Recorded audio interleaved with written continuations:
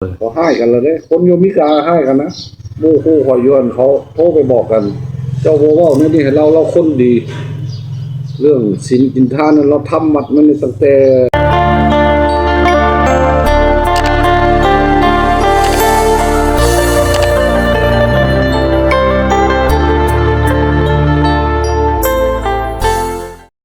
เขาให้กันแล้วเนี่ยคนโยมิกาให้กันนะโมคู่คอยยวนเขาโทรไปบอกกัน เจ้าโบว่าเนี่ยนี่เราคนดี เรื่องศีลกินทานนั้นเราทำมัดมันตั้งแต่เด็กปุ่นจนเป็นวัดอันที่ว่าเอาเงินเอามาถิ่มเนี่ยเอาไปสร้างโรงเรียนสร้างวัดดีมันว่าเจ้าโบฮู้เบื้องหลังค่อยสร้างฮอดวัดเฮ็ดลิงเฮ็ดลายพุ่นนี่สู้เขายังว่าให้แล้วก็บ่ปกติเว้าเป็นธรรมดาให้คนโลกนี่เข้าใจบ่อยังให้เข้าใจผิดน่ะ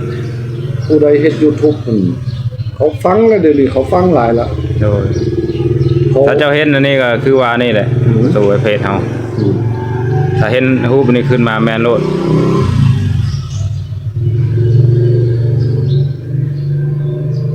ใช่ละของเจ้าเป็นตัวไหน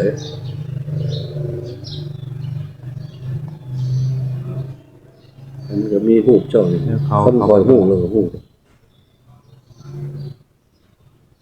เจ้าจะโทรมาเขาก็รับแล้วก็พูดจักเรามันนี่แต่เจ้ายังบ่ทันอันนั้นนะครับห้ามแล้วนะบัดห้ามแล้วครับแล้วนี่ชื่อภาษาไทยเตชินก็จังซั่นแหละเจ้าก็ได้ไปแล้วเด้เจ้าก็ไปออกเฮ็ดเอานี่เด้ได้แล้วได้แล้วคันมันออกแล้วก็ได้แล้วคันมันออกน้ำมูก็ได้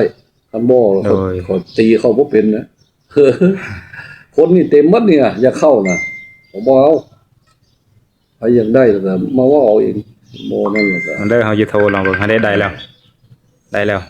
บ่เจ้าโทรบ่นี่แม่นได้แล้วซั่นได้แล้วซื้อจังล่ะเจ้าใส่ซื้อจังเตชินเตชินโดยเท่านั้นเจ้าก็เข้าใจแล้วคันเจ้าโทรมาว่า YouTube มาถ่าย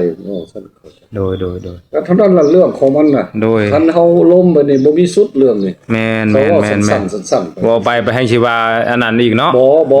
มันเรื่องมันยาวเจ้าเขาตัดเป็นตอนซื่อๆนะมันสิล้มตั้งหัวต้นมาแต่อเมริกานี่เขามาจังได๋โดยตอนนั้นก็คือว่าไว้อีกรอบนึงเนาะตูเนาะเพราะวันที่ยาวเนาะมันยาวข่อยล้มกับเจ้านี่ครึ่งมือก็บ่เบิดโดยเพราะว่ามันเป็นนั่นล่ะเด้เป็น 4-5 เดือนล่ะพบคนมาก็พบหลายแล้วเด้บ่แม่นแต่ผู้สาวแต่2คนนี่ผู้สาวมันเป็น20แล้วคบมา